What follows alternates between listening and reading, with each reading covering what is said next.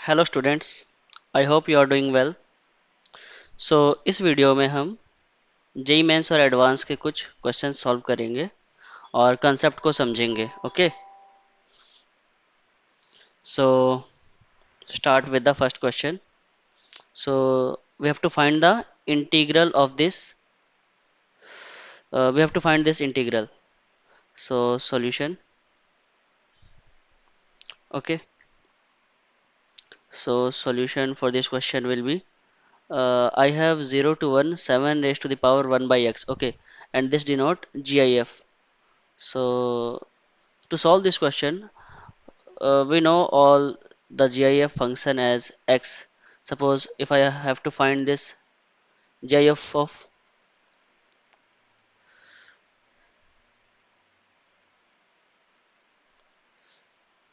suppose if I wish to find the GIF of 4.3, then it would be 4.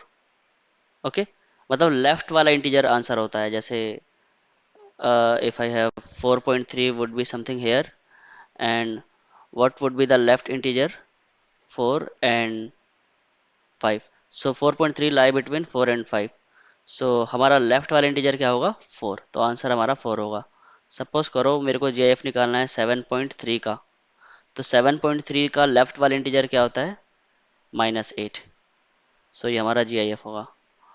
So I think इतना sufficient है concept को समझने का। Okay, और हाँ, ये एडवांस का क्वेश्चन है तो इतना आपको पता होगा। सो इस क्वेश्चन को करने के लिए मैं लेट करूँगा 1/x को t। सो x कितना हो जाएगा? 1/t।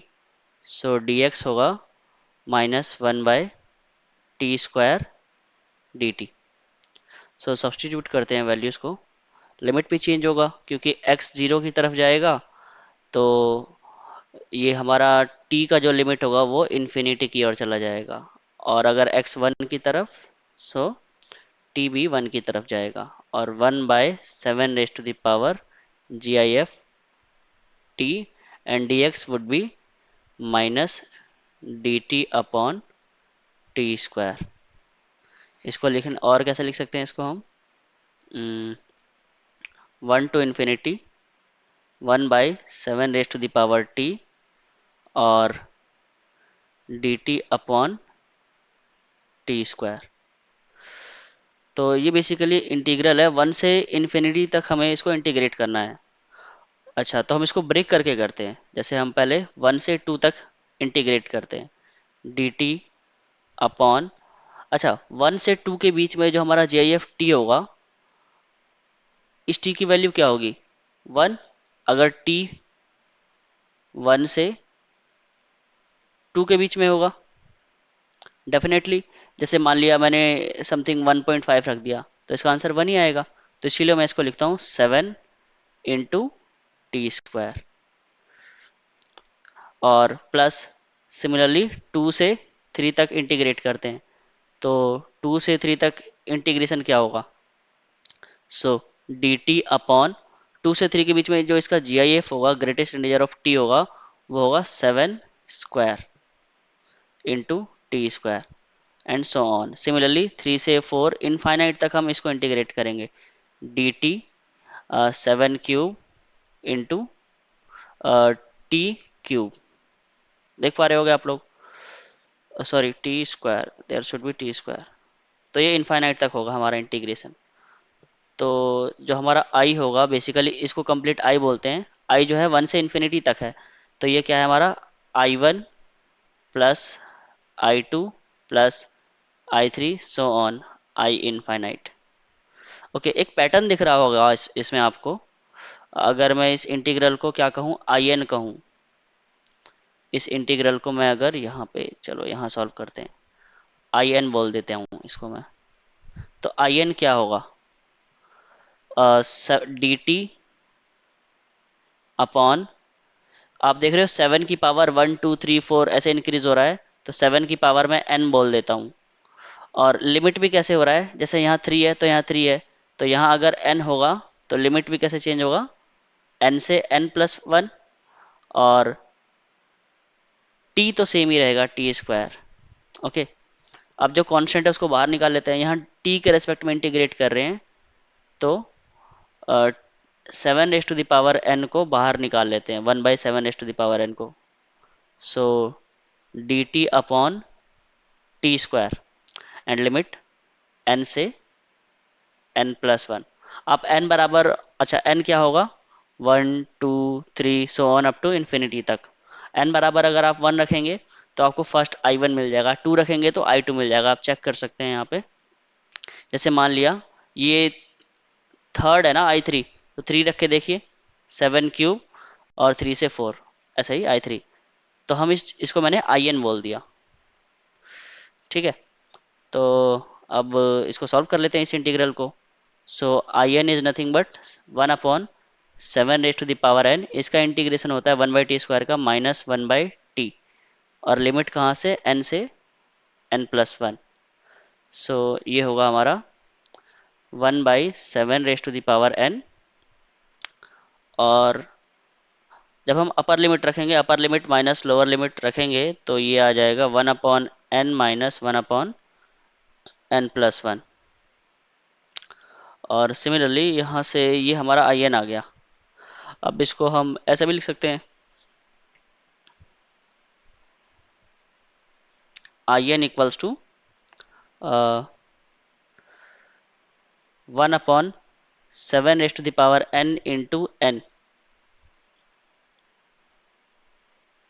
Okay, minus 1/7 raised to the power n into n+1।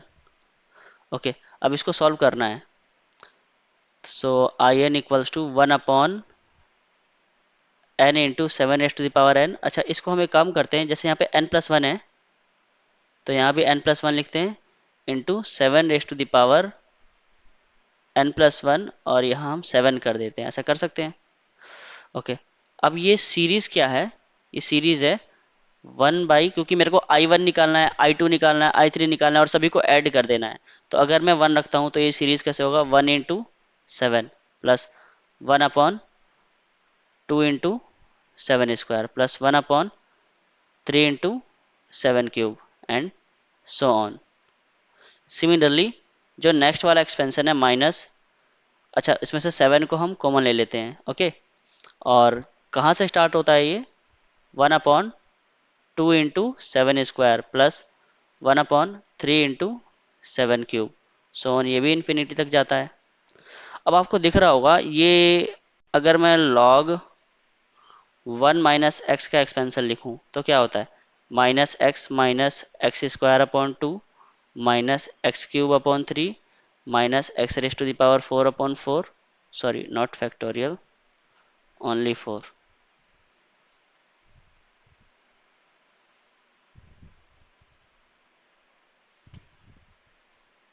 Okay, and so on. So आप देख सकते हो ये भी log का ही एक्सपेंशन है। क्या मैं इसको ऐसे लिख सकता हूँ, 1/7, ये x की तरह ट्रीट होगा। ओके, माइनस लगा देते हैं, तो यहाँ बाहर माइनस ले लेते हैं। सिमिलरली इसको हम यहाँ पे माइनस लेंगे, 1/7 स्क्वायर, क्योंकि ये x की तरह ट्रीट होगा, अपॉन 2, माइनस 1/7 क्यूब 3, x की तरह ट्रीट होगा, एंड सो ऑन। अच्छा, इसको भी हम चेंज कर सकते हैं, -7। इसको हम क्या करेंगे कि जैसे इसमें 1/7 मिसिंग है, तो एक काम करते हैं, 1/7 को हम ऐड कर देते हैं, plus 1/2 into 7 square plus so on. और लास्ट में हम यहाँ पे, जैसे ये सारा इनफाइनाइट तक आ गया, ठीक है, और यहाँ पर हम लास्ट में सब्ट्रैक्ट कर देते हैं 1/7 को, और ब्रैकेट क्लोज कर देते हैं। तो इसका आंसर क्या आएगा, -log 1 - x, देख सकते हैं यहाँ पे। तो यहाँ पर भी हम क्या करेंगे, इसको -1 - 1/7, और यहाँ पर -7 ऑलरेडी है ही। इसको भी हम क्या लिख सकते हैं, -log, एंड जो इसका एक्सपेंशन है माइनस में ही आएगा, तो -log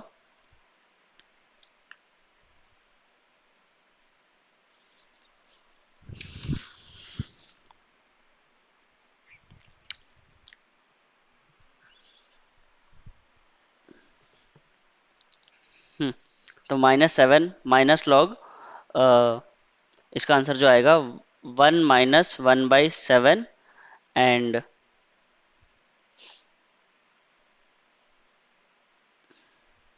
क्योंकि हम यहाँ से एक माइनस कॉमन ले रहे हैं ना इसमें से, और यहाँ से आ गया माइनस, ओके, 1/7। सो ये फाइनली आ गया। तो क्या बनेगा, हम्म, यहाँ से +7 और यहाँ से -7, तो यहाँ से 6 log 6/7 आ जाएगा, और ये माइनस माइनस +7, सो यहाँ से ये 1। सो फाइनली ये हमारा आंसर आ गया, 6 log 6/7 +1। तो ये एक जनरल रिजल्ट भी है, ये आप याद भी रख सकते हो। तो मतलब कैसे याद रखना है इसको, मान लिया यहाँ पे 7 की जगह 5 होता, आंसर 5 होता, तो आंसर क्या होता।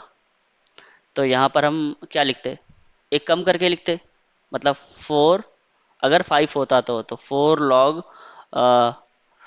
4/5 +1 ये होता। तो हम एक जनरल रिजल्ट भी लिख सकते हैं इसका। जैसे मान लिया 7 की जगह n होता, तो आंसर क्या आता है इसका, n-1 और log n-1/n+1 ये होता, अगर यहाँ 7 की जगह n होता तो। ओके, सो आप चाहो तो इस फॉर्मूले को याद भी कर सकते हो। ओके, सो चलो बढ़ते हैं नेक्स्ट क्वेश्चन की ओर। ओके, ये बहुत इंटरेस्टिंग क्वेश्चन है। हमें क्या निकालना है, find sum of all the 6 digit distinct number found by the number 2, 3, 3, 4, 4 and 4। इससे बनने वाले जितने भी नंबर है हमें उसका सम निकालना है। अब वो कैसे निकालेंगे, तो एक छोटा सा एग्जांपल लेते हैं, जैसे 1, 2, 3।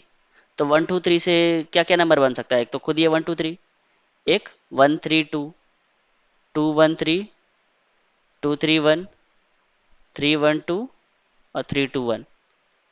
आप देख पा रहे होगे ना कि यूनिट प्लेस पे 3 दो बार आया है, और 2 भी कितने बार आया है, 2 बार, और 1 भी कितने बार आया है, 2 बार। ऐसे ही 10th प्लेस पे चल रहा है, ऐसा ही 100 प्लेस पे चल रहा है। कहने का मतलब यह है कि 123 को हम ऐसे लिख सकते हैं, 100 × 1 प्लस 2 × 10 + 3। ऐसे ही इसको लिख सकते हैं, 100 × 1 प्लस 3 × 10 + 2। इसको क्या लिख सकते हैं, 100 × 2 प्लस 1 सॉरी, हाँ यस, 1 × 10 + 3, सो ऑन ऐसा लिख सकते हैं। तो आप देख पा रहे हो, यहाँ से 100 कॉमन आ जाएगा, यहाँ से 10 कॉमन आ जाएगा, और यहाँ से 3। मतलब आप यूनिट प्लेस पे जो भी सम करते हो, जैसे यूनिट प्लेस का सम यहाँ पे कितना है, 3 और 3 6 to 8 to 10, मतलब 3 × 2 प्लस 2 × 2 प्लस 1 × 2, ये है ना सम। 6 + 4 + 2 12 है। तो आंसर कितना होगा, 12 प्लेस में क्या आएगा, 10 स्क्वायर, मतलब यहाँ का 10 स्क्वायर प्लस 10 + 1, ये आंसर आ जाएगा। यानी कि 12 ये एक जीपी है, जीपी का सम का फॉर्मूला क्या होता है, 10³ - 1/10 - 1, क्योंकि 3 टर्म्स को जोड़ रहे हो। सो 12 ये कितना होता है, 999/9, यानी कि 12 × 111। मतलब कि आपने क्या किया, जस्ट यूनिट प्लेस को सम कर दिया और मल्टीप्लाई कर दिया आपने, जितने डिजिट थे, जितने डिजिट के नंबर बना सकते हो, जैसे कि 1, 2, 3, तो 111 से मल्टीप्लाई कर दिया। सिमिलरली यहाँ भी यही होगा, ये कितने डिजिट का नंबर बन सकता है, 6 डिजिट का। तो आपको कितने बार 1 से मल्टीप्लाई करना है, 1, 2, 3, 4, 5, 6 मल्टीप्लाई करना है, यूनिट डिजिट का सम निकालना है बस आपको, आपका आंसर आ जाएगा। तो चलो यूनिट डिजिट का सम निकालते हैं। अब यूनिट डिजिट का सम कैसे निकालेंगे, मेरे पास क्या क्या है, 2 है, 2 3 है, और 3 4 है।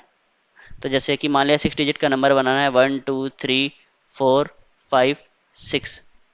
तो चलो देखते हैं, आइए बनाते हैं। जैसे 2 है, 2 यहाँ पर कितने तरीके से आ सकता है, यूनिट प्लेस पे 2 कितने तरीके से आ सकता है, जैसे यहाँ पे 2 देख सकते हैं 2 बार आया था, तो ऐसे यूनिट प्लेस पे 2 कितने बार आ सकता है। तो जितने तरीके से बचे हुए नंबर इधर अरेंज हो जाएं, जितने तरीके से बचे हुए नंबर इधर अरेंज हो सकते हैं, उतने तरीके से यहाँ से 2 आ सकता है। तो देखते हैं टू कितने बार आ सकता है, अरेंज कर दो टू को छोड़ के। 1 2 3 4 5, 5 नंबर है ना, तो 5 को अरेंज कर दिया, 5 फैक्टोरियल अपॉन ये 3 कितने बार है, 2 बार, तो 2 फैक्टोरियल, और ये 4 3 बार है तो 3 फैक्टोरियल। इसको सॉल्व कर लेते हैं। सो कितना होगा ये, हार्डली 5 × 4, 3 से 3 कैंसिल हो जाएगा, 2, तो 10 आ जाएगा ये, यानी कि जो 2 होगा वो 10 बार आएगा। ठीक है, 2 10 बार आएगा।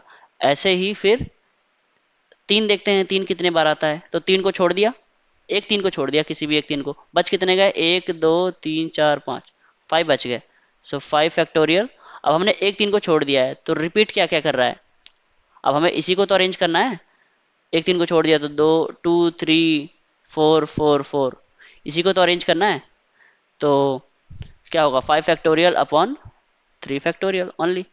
सो ये कितना हो जाएगा, 5 × 4, यानी कि 20 तरीके से अरेंज हो सकता है। तो यानी कि जो 3 होगा वो यूनिट प्लेस पे 20 टाइम्स आएगा। अब बच क्या गया, 4, किसी एक 4 को लिख लिया, क्या क्या है, 2 3 3 4 4। So it would be 5 factorial upon 3 factorial, sorry 2 factorial, क्योंकि ये 3 2 बार आ रहा है, ये 4 भी 2 बार आ रहा है, तो 2 फैक्टोरियल। सो 5 × 4 × 3 अपॉन 2, 30। ओके, तो यानी कि 30 4 बार आ रहा होगा, तो टोटल यूनिट प्लेस का सम क्या होगा, सम ऑफ यूनिट प्लेस क्या होगा, तो थर्ट जो 4 है वो 30 बार आ रहा है, तो 4 × 30, प्लस जो 3 है वो 20 बार आ रहा है, तो 3 × 20, प्लस जो 2 है वो 10 बार आ रहा है, तो 2 × 20, ये यूनिट प्लेस का सम होगा। सो ये 120 plus 60 plus 10 × 2, 20, so it would be 0 200। So unit place का सम 200 है। तो हमारा फाइनल आंसर कितना हो जाएगा, इसकी मल्टीप्लाई कर देना, सिंपल। तो आंसर हो जाएगा 6 × 2 0 0, ये हमारा आंसर है फाइनली, 6 × 2 0 0। ओके ओके, तो चलते हैं नेक्स्ट क्वेश्चन की ओर। ओके, सो ये थर्ड क्वेश्चन है, ये भी पीएनसी से है, परमुटेशन एंड कॉम्बिनेशन से। In how many ways the letter of the word person can be placed in the square of the adjoining figure so that no row remains empty.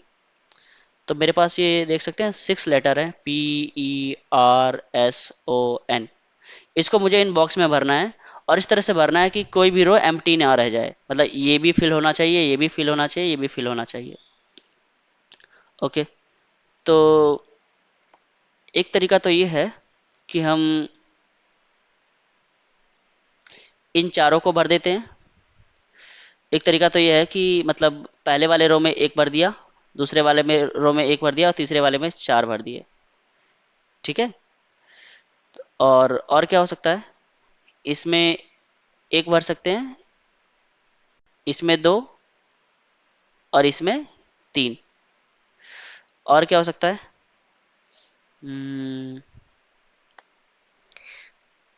Same वही, 2 यहाँ भर सकते हैं, एक यहाँ पे, 3 यहाँ पे, बस यही पॉसिबिलिटी है। तो चलो भरते हैं, पहले एक, एक और 4। तो एक इन दोनों बॉक्स में से कौन सा वाला एक, तो 2C1 से कोई एक बॉक्स सेलेक्ट कर लिया, मान लिया ये इन दोनों में से कोई एक तरीका, कोई एक सेलेक्ट हो गया। ऐसे ही इन दोनों में से कौन से वाले बॉक्स है, सो 2C1 में से कोई एक बॉक्स सेलेक्ट कर लिया। अब ये चारों ही सेलेक्ट करने हैं, तो एक ही तरीका है, चारों बॉक्स को एक ही तरीके से सेलेक्ट कर लिया। अब 6 के 6 आ गए हमारे पास, उन 6 को अरेंज कर दिया 6 फैक्टोरियल से। ठीक है, वो 6, मान लिया एक ये सेलेक्ट हो गया होगा, एक बॉक्स ये वाला सेलेक्ट हो गया होगा, ये वाला सेलेक्ट हो गया होगा, और ये चारों सेलेक्ट हुए होंगे। ठीक है, अब वो 6 आपस में भी तो अरेंज हो सकते हैं, वो 6 के 6 जो पर्सन है हमारे, मतलब सॉरी 6 लेटर हैं हमारे, वो 6 के 6 अरेंज हो सकते हैं। ठीक है, प्लस अब ये वाला अरेंजमेंट देख लेते हैं, ये वाला। तो यहाँ हम इन दोनों में से कौन सा वाला एक, सो 2C1 से ऐसे सेलेक्ट कर लिया, 2C1, और ये दोनों ही तो सेलेक्ट करने हैं, तो एक ही तरीका है। अब इसमें से 3 सेलेक्ट करने हैं, तो 4C3।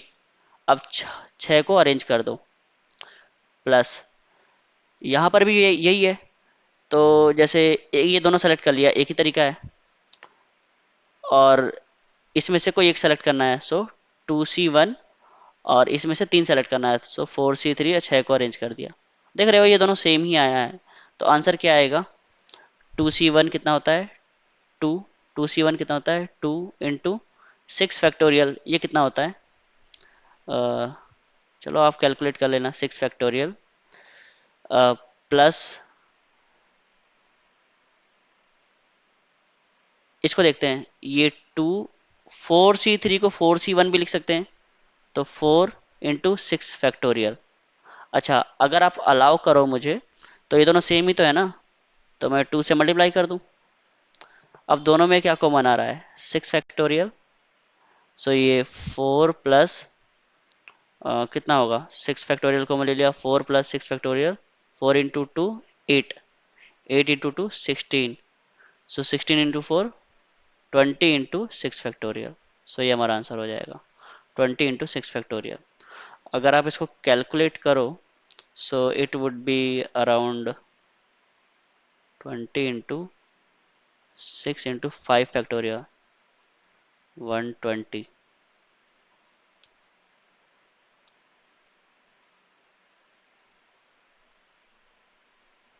ओके, आप कैलकुलेट कर लेना कितना आ रहा है।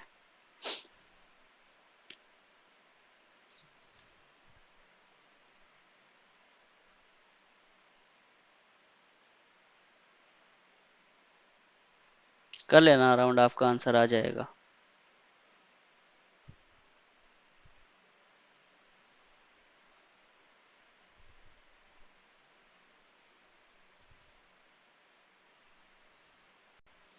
ओके, नेक्स्ट क्वेश्चन है, इन how many veg can 3 ladies and 3 gentleman, okay 3 ladies हैं, मान लिया लेडी 1, लेडी 2, लेडी 3, और 3 जेंटलमैन है, gentleman 1, gentleman 2, gentleman 3, be seated around a round table so that any two and only two of the ladies sit together। मतलब एक ये circular table है, और इसमें हमें 2 लेडीज को एक साथ बैठाना है, तो क्या करें? इन how many veg can 3 ladies and 3 gentleman, चलो मान लिया 3C2 से हमने लेडी सेलेक्ट कर लिया, और मान लिया वो लेडी 1 और लेडी 2 ये सेलेक्ट हो गई, ठीक है, और इनको हमेशा एक साथ ही बैठाना है, तो इसको एक यूनिट बना दिया, और लेडी 3 जो है उसको साइड में रख दिया, क्योंकि इन्होंने कहा इन how many veg can 3 ladies and 3 gentleman seat around a table so that any two, any 2, तो कोई भी 2 का, सो एनी 2, एनी 2 मीन्स केवल 2 लेडीज L1 और L2 एक साथ होनी चाहिए, L3 एक साथ नहीं होनी चाहिए। ओके, सो 3C2 से हमने कोई भी 2 लेडी सेलेक्ट कर लिया और इनको बैठा दिया। अभी L3 को बाहर ही रखा, और L3 को बाहर ही रखा और L1 और L2 को बैठा दिया। तो L1 और L2 और G1 G2 G3 बैठाने को, इनको सर्कल में बैठा रहे हैं ना, मतलब इसको और इन तीनों को सर्कल में बैठा रहे हैं, तो ये 4 लोग हैं, तो 3 फैक्टोरियल तरीके से बैठा दिया। सर्कल में ऐसे ही बैठाते हैं 3 फैक्टोरियल, मतलब अगर 8 लोगों को सर्कल में बैठाना है तो 7 फैक्टोरियल, एक कम होता है हमेशा। तो चलो बैठा दिया, मान लिया L1 और L2 यहाँ बैठ गया, और इधर G1 है, इधर G2 है, और इधर G3। अब ये जो बच गई लेडीज, इसको भी तो बैठाना है, तो इसको बैठाने के कितने ऑप्शन है? यहाँ नहीं बैठा सकते, और यहाँ नहीं बैठा सकते, तो कहाँ बैठा सकते हैं? यहाँ पर और यहाँ पर, तो 2 ही ऑप्शन है। तो ये हमारा आंसर हो गया 3C2, यानी कि ये कितना होता है? 3C2 ये 3 होता है, इंटू 3 फैक्टोरियल 6 होता है, इंटू 2। अच्छा, एक और, ये L1 L2 भी तो आपस में अरेंज हो सकते हैं, तो into 2, so answer would be 72। Okay, now the next part, here this one, let A equals to matrix x y z, where is the real and x plus y z। अच्छा, ये positive given है, and x y z is 2, so हमको a square की value भी given है। Okay, so आप देख सकते हो जो ये मैट्रिक्स है, ये कैसा है? अ, ये जो मैट्रिक्स है सिमेट्रिक है, मतलब ए डैश अगर हमने किया तो ए के इक्वल ही आएगा। ए डैश ए के इक्वल है, मतलब कुल मिला के ए स्क्वायर आई है, या हम इसको ऐसे लिख सकते हैं ए इंटू ए आई, या ए ट्रांसपोज के इक्वल ही है। सो ए ट्रांसपोज ये आई है, और ऐसा ऑर्थोगोनल के केस में होता है। ओके, तो कहने का मतलब ये है कि अगर हम ऐसे मल्टीप्लाई करते हैं तो आप मल्टीप्लाई करके भी देख लीजिए। जैसे ये एक्स वाई जेड है, ये y z x y, x y z y z x y, ये आई के इक्वल है, यानी कि 1 0 0 0 0 1 0 0 0 1। तो आप पाएंगे जब आप इसको मल्टीप्लाई करेंगे तो देखना, इस रो की इस कॉलम से, सो एक्स का एक्स से, वाई का वाई से, तो यहाँ पर हमेशा x square plus y square plus z square आएगा। और सेकंड प्लेस पे क्या आएगा, इसकी जब आप सेकंड वाले से करेंगे तो x y y z z x. तो कुल मिला के मैं ये कहना चाह रहा हूँ कि इस केस में कभी भी कोई मैट्रिक्स ऑर्थोगोनल हो तो उसका जो आप क्यूब करोगे ना फर्स्ट रो का, तो नहीं, जैसे x square plus y square plus z square ये हमेशा 1 होगा, और x y plus y z plus z x ये 0 होगा। कंपेयर करके देख लेना, आप मल्टीप्लाई करोगे तो यही पाओगे। इसके ये तीनों प्लेसेस पे x square plus y square plus z square आएगा। जैसे ये कौन सा एलिमेंट है, ये सेकंड रो का सेकंड एलिमेंट है, तो सेकंड रो का सेकंड एलिमेंट से मल्टीप्लाई करके देखिए, वाई स्क्वायर का वाई से वाई स्क्वायर, जेड का जेड से जेड स्क्वायर, एक्स का एक्स से x square. Similarly third place का करके देखिए, जेड का जेड से जेड स्क्वायर, तो यानी कि x square plus y square plus z square always 1 होगा, x y plus y z plus z x ये 0 होगा। ओके, मेरे को इसका वैल्यू निकालना है। ठीक है, और क्या गिवन है, एक्स वाई जेड 2 गिवन है। तो अगर मैं इस फॉर्मूले को लिखूं, x cube plus y cube plus z cube minus 3xyz, ये फॉर्मूला क्या होता है, ये होता है x plus y plus z into x square plus y square plus z square minus x y plus y z plus z x. Okay, so ये hardly कितना हो जाएगा, यहाँ से अगर वैल्यूज पुट किया जाए, x cube plus y cube plus z cube, ये उस तरफ जाके, अच्छा एक्स वाई जेड 2 है तो उस तरफ जाके ये 6 हो जाएगा प्लस। ओके, और ये x plus y plus z ये 1 है, और x square plus y square plus z square ये, अच्छा ये पॉजिटिव गिवन है, तो इसका जो आंसर आएगा ये तो 0 है।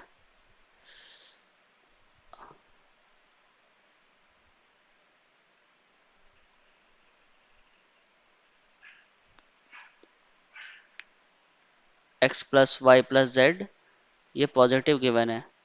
Okay, x y y z plus z x, ठीक है ठीक है।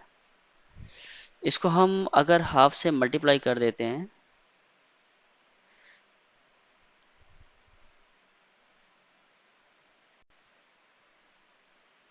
Okay,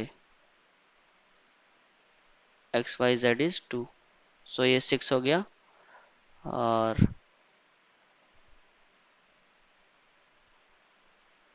x square plus y square plus z square की वैल्यू भी निकाल सकते हैं। यहाँ से अगर हम इसको x plus y plus z का होल स्क्वायर निकालें तो ये क्या होगा, x square plus y square plus z square और plus x plus twice of x y plus y z plus z x. यहाँ से निकाल सकते हैं x square plus y square plus z square की वैल्यू, वो क्या होगा, x plus y plus z का होल स्क्वायर माइनस ट्वाइस, और x y plus y z plus z x ये कितना है, ये तो 0 है, तो यहाँ से हम इसको 0 रख सकते हैं।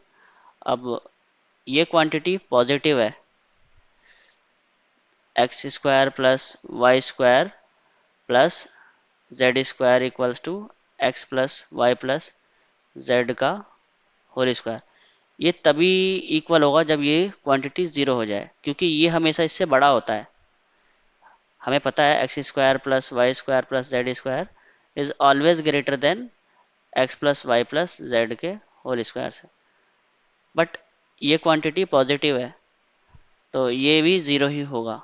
तो हमारा आंसर कितना आ जाएगा, ये 7। ओके, या हम देख सकते हैं कि वो उसके इक्वल ही है, x square plus y square plus z square, मतलब x plus y plus z इसके इक्वल ही है। तो यस, इसकी जगह हम ये पुट कर सकते थे, 7 आ जाएगा आंसर। ओके,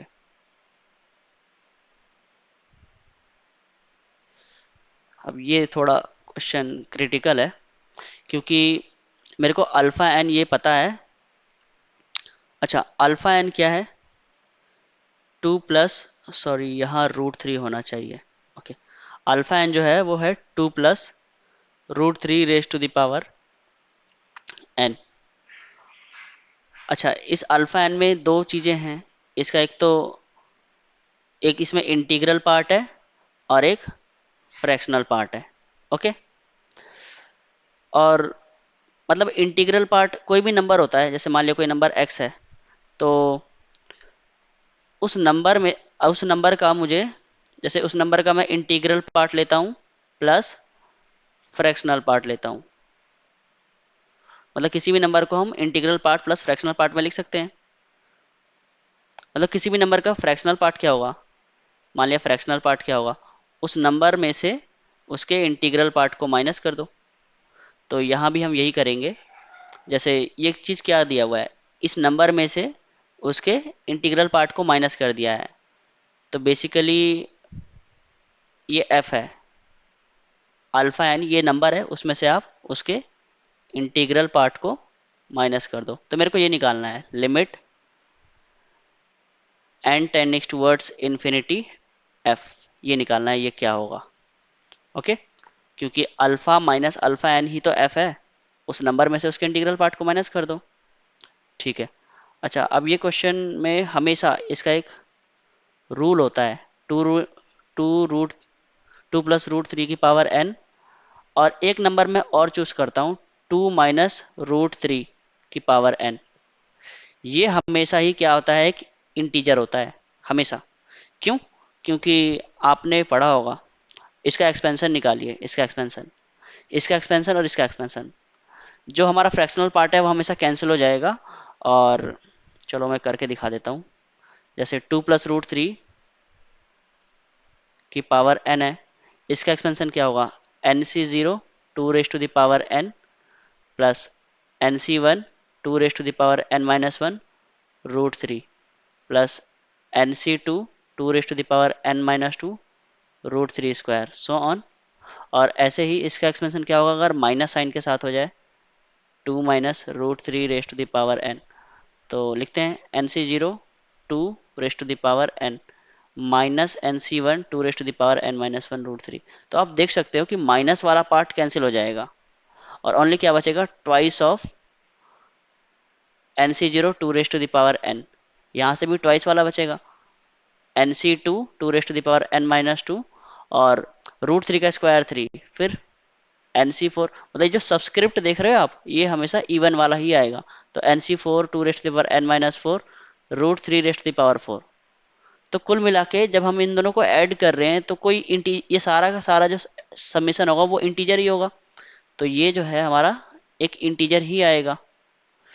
ओके, अच्छा, अब 2 + √3 की पावर n जो है हमारा, ये क्या था, इसमें इंटीग्रल पार्ट भी था और फ्रैक्शनल पार्ट भी था। ओके, ये भी फ्रैक्शन ही है। 2 में से आप √3 को माइनस करते हो, ठीक है, तो 0 पॉइंट समथिंग आएगा, वो 0 पॉइंट समथिंग, और उसकी पावर n ले रहे हो, तो वो जब फ्रैक्शन की पावर n होती है तो वो तो फ्रैक्शन ही आती है। तो ये भी कोई फ्रैक्शन ही होगा, इसको हम f डैश बोल देते हैं, ठीक है। ये फ्रैक्शन कौन सा है, 2 - √3 की पावर n ही है, मतलब 2 - √3 की पावर n है ना, ये एक फ्रैक्शन ही होगा, इसको मैं f डैश बोल देता हूँ, और ये i है। तो ये सारा का सारा इंटीजर है, तो इसका मतलब इस इंटीजर में आप क्या ऐड कर रहे हो, कुछ इंटीजर ही ऐड कर रहे हो, तो f प्लस f डैश को भी क्या होना पड़ेगा, इंटीजर होना चाहिए। f प्लस f डैश भी कोई इंटीजर ही होगा ना। हम्म, ओके, सो f प्लस f डैश भी कोई ना कोई इंटीजर होगा। अब f प्लस f डैश क्या होगा, फ्रैक्शनल पार्ट है ना, ये भी 0 पॉइंट समथिंग होगा कुछ, और ये भी 0 पॉइंट समथिंग है कुछ। तो जब ये इंटीजर है तो मान लिया 0.9 है, और 0.9 तो 1 पॉइंट समथिंग आया ना। तो अगर ये इंटीजर हो रहा है तो ये इंटीजर क्या हो सकता है, ये 1 ही हो सकता है, 0 तो हो नहीं सकता क्योंकि 0 पॉइंट समथिंग पहले से ही है, और 2 भी नहीं हो सकता, तो 0 और 2 के बीच में कौन सा इंटीजर बैठा हुआ है, 1। सो f प्लस f डैश 1 ही होना चाहिए। तो f क्या होगा, 1 माइनस f डैश। ओके, अब मेरे को निकालना क्या है, limit n tending towards infinity f, या मैं ये निकाल लूँ, limit n tending towards infinity, f की जगह क्या है, 1 माइनस f डैश। अब f डैश क्या था, limit n tending towards infinity 1 minus f dash, तो ये था 2 - √3 की पावर n। अब जब आप देखो, आप खुद ही सोचो, 2 - √3 0 पॉइंट समथिंग है, इसकी पावर इन्फिनिटी वो तो 0 हो जाएगा ना, तो हमारा आंसर कितना आ जाएगा, 1। ये आंसर है इस पार्ट का। सो आई होप ये क्लियर होगा। सो ये मैंने आपको 6 क्वेश्चंस कराए हैं जो कि जेई के पॉइंट ऑफ व्यू से बहुत ही इंपॉर्टेंट है, और प्लीज़ इन पे ध्यान दीजिएगा। तो मिलते हैं नेक्स्ट वीडियो में, थैंक यू।